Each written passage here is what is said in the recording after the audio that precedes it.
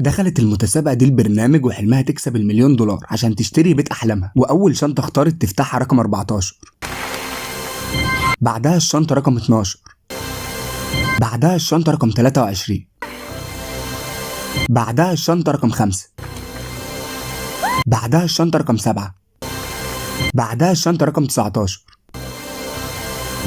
وبتخلص الجولة الأولى وأكبر رقم خسرته كان $300,000، وبيجي لها عرض البنك وهو $19,000 تاخدهم وتنسحب، بس بترفض العرض. بتبدأ الجولة التانية وبتختار الشنطة رقم 11، بعدها الشنطة رقم 2، بعدها الشنطة رقم 24،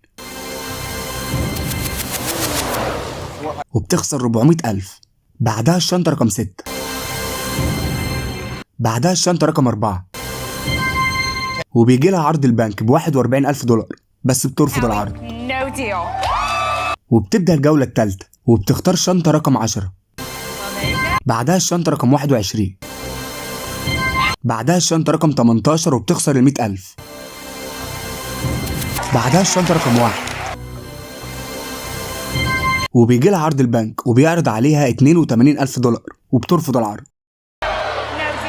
بعدها بتبدأ الجولة الرابعة وبتختار شنطة رقم 16، بعدها الشنطة رقم 3، بعدها الشنطة رقم 17 وبتخسر $500,000. وبيجي لها عرض البنك وبيعرض عليها $162,000 وبترفض العرض. بتبدأ الجولة الخامسة وبتختار الشنطة رقم 25، بعدها الشنطة رقم 22 وبتخسر $200,000. وبيجي لها عرض البنك وبيعرض عليها $237,000 وبترفض العرض. بعدها الشنطة رقم 26 وللأسف بتطلع شنطة $1,000,000 وبيجي لها عرض البنك $103,000 وبترفض العرض.